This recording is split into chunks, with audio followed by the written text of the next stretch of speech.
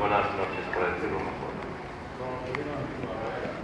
Vengo de hablar arriba en unas jornadas de la Coordinadora de ONG sobre el movimiento del 15 de mayo. Y paradojas de las cosas, ahora a una asamblea del movimiento del 15 de mayo vengo a hablar de una materia más general. Bueno, vayan las cosas así. ¿Cuál es la primera observación que se me ocurre proponeros?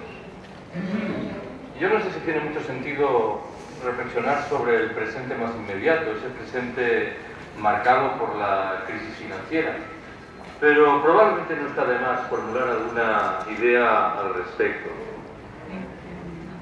Si hay un rasgo general que me parece merece mayor atención que cualquier otro, es la radical primacía de los intereses privados que revelan las políticas que abrazan todos nuestros gobernantes.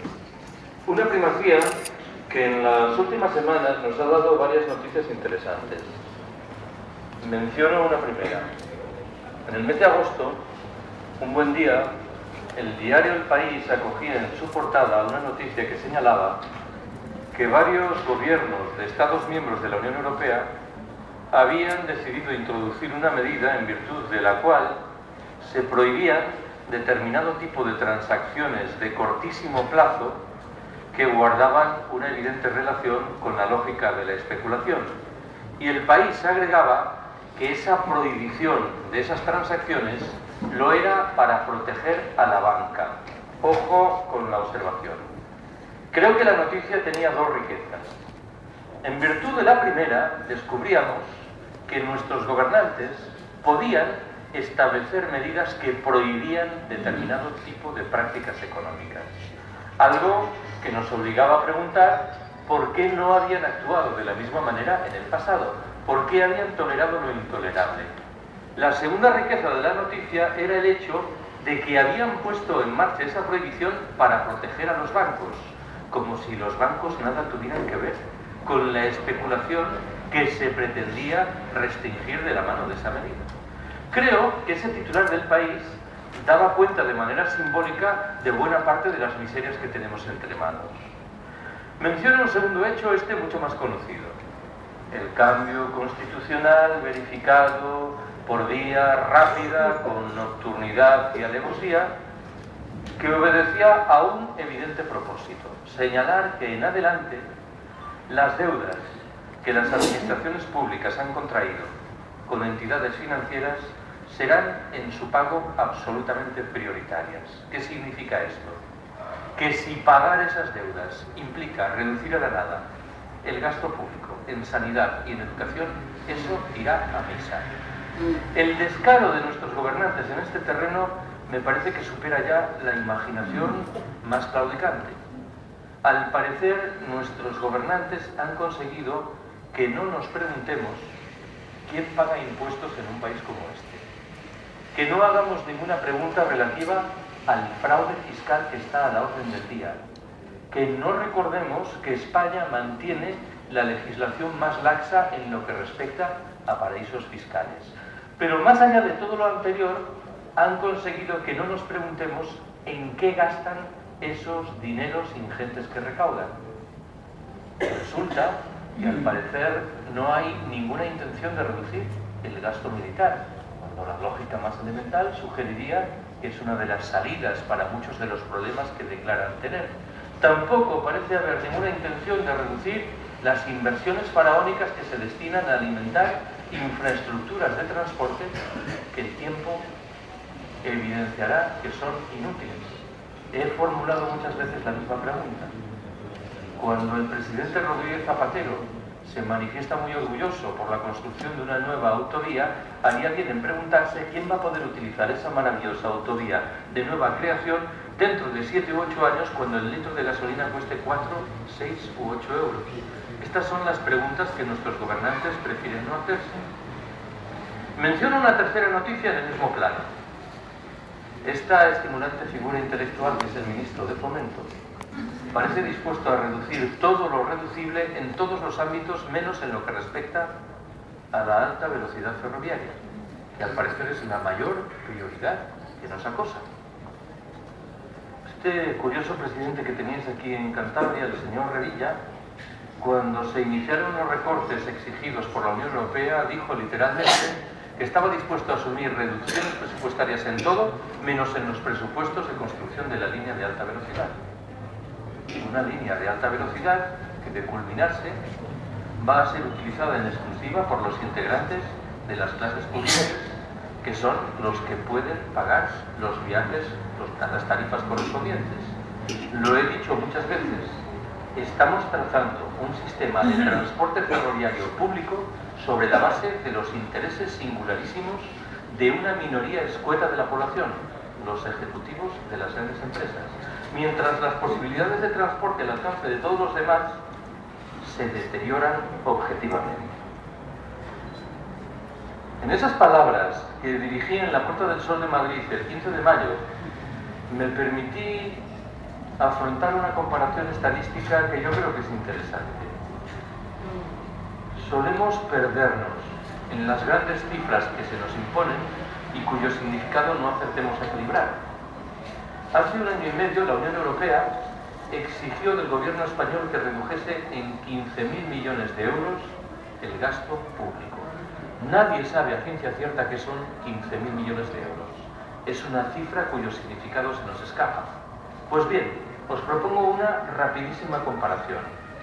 El saneamiento de una única caja de ahorros, la de Castilla-La Mancha, se llevó nada menos que 9.000 millones de euros, las 2/3 partes del importe de reducciones demandado por la Unión Europea. Se dice pronto. La conducta de unos inmorales gestores en una única caja de ahorros, luego ha venido, como sabéis, un rosario de repetición de la jugada, se llevaba las 2/3 partes de las reducciones que la Unión Europea exigía del gobierno español. Remato mis observaciones sobre esto, llamándoos la atención sobre algo que debería sorprendernos e indignarnos. No hay nadie en la cárcel. Creo que esto es singularmente llamativo, ya no en nuestro caso, en el de Grecia. ¿Alguien tiene conocimiento de que en Grecia esté en la cárcel alguien vinculado con eso que eufemísticamente se llama contabilidad creativa? ¿Por qué? ¿Es que los jueces no están realizando su trabajo? Por una vez la respuesta no es esa.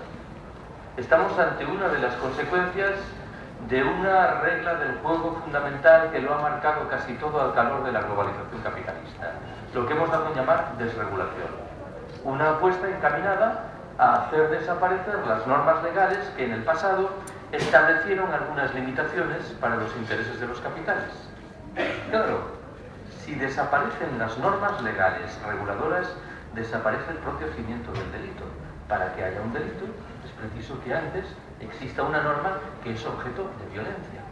Esto que estamos refrendando en estos momentos es la triste realidad de cómo el ordenamiento legal que nuestros gobernantes, el señor Rodríguez Zapatero, el señor Aznar, el señor González, han ido urdiendo durante años, permite que nadie esté en la cárcel en virtud de delitos que son realmente alevosos y preocupantes.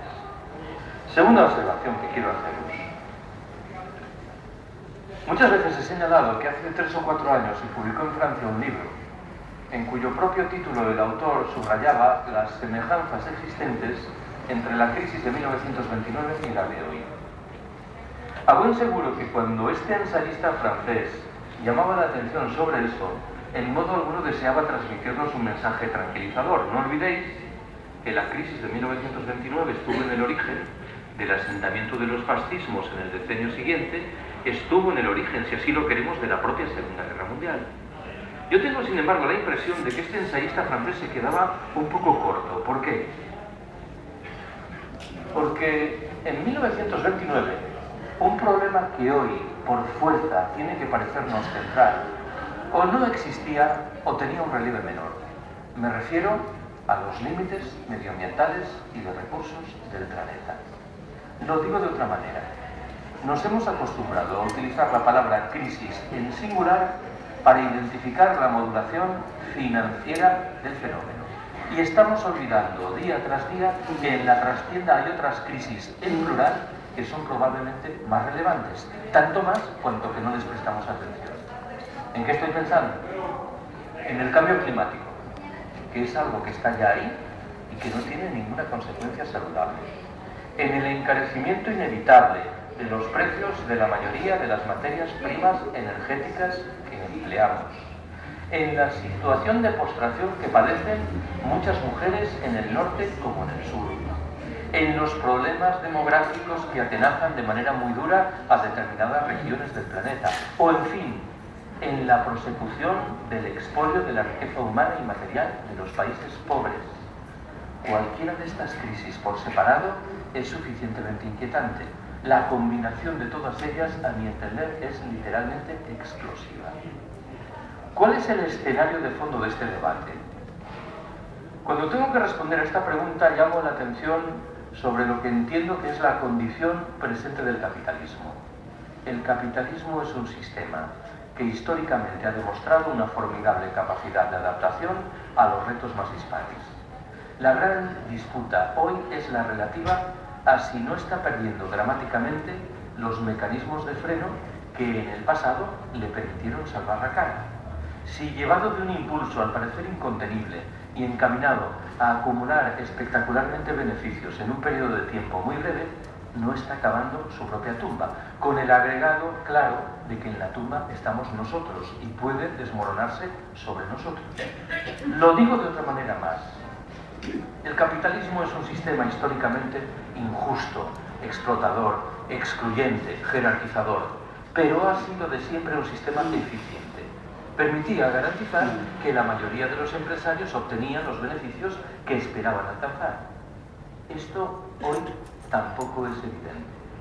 Quiero recordaros que al calor de la crisis de 1929, ya sé que se ha abusado un poco de esta metáfora, en los Estados Unidos fue relativamente frecuente la figura del empresario que al ver que su empresa se desmoronaba, decidía suicidarse. Esta es una figura que hoy en día nos resulta por completo desconocida. Cuando una empresa tiene problemas, pone en marcha los mecanismos encaminados a que los poderes públicos saneen sus cuentas. Ojo con esto, porque es un indicador sólido de corrosión terminal del sistema. Los propios neoliberales, que durante 20 años han repetido incansables que había que rechazar cualquier tipo de intervención de los poderes públicos en la economía por malsana, hoy acuden presurosos a reivindicar esa intervención, con la desgracia adicional de que la intervención se está produciendo en descarado provecho de los intereses privados. Antes, en la charla con la coordinadora de ONGs, me he referido de pasada a lo que yo entiendo que es un ejemplo interesante de corrosión terminal del capitalismo, el plan de Bolonia en las universidades. Bolonia se aprueba en un momento de holgura presupuestaria, pero se despliega materialmente en un momento de estrechez presupuestaria, con un efecto muy fácil de identificar por el alumnado, una extensión formidable del caos. Por todas partes se rezuma caos en las universidades. Si el capitalismo mostrase la vitalidad que exhibió en el pasado, hubiese frenado la aplicación del programa de Bolonia. No lo ha frenado, con lo cual el efecto es que no consigue formar ese tipo de universitarios sumisos y técnicamente profesionalizados que el programa tenía previsto formar. Algo que de nuevo me parece que nos sitúa ante problemas muy graves. Yo ya sé que esta es una materia polémica y que hay gente que cuando escucha esto de que el capitalismo se ha introducido en una etapa de corrosión terminal, sonríe escéptica y agrega que está más vivito y coleando que nunca. Bueno, eso solo lo podemos decir si no tomamos en serio la crisis ecológica. El hecho de que el capitalismo no muestre ninguna preocupación ante el agotamiento de recursos básicos, ante agresiones medioambientales sin cuento, revela de nuevo que ha perdido muchas de las capacidades que en el pasado le permitieron salir del abismo. Tercera observación que quiero haceros. Muchas y muchos sabéis que he dedicado los 2 o 3 últimos años a defender ese proyecto que con mayor o menor fortuna hemos decidido llamar de crecimiento. No voy a entrar en esa discusión terminológica. Siempre que hablo de esto me viene a la cabeza el recordatorio de que 3 o 4 años atrás, un buen día, tecleé en Google de crecimiento y recibí una instrucción automática que decía de manera literal: no estará usted equivocado, no querrá teclear por un lado D y por el otro crecimiento. Mi conclusión fue, si Google nos disuade de utilizar la palabra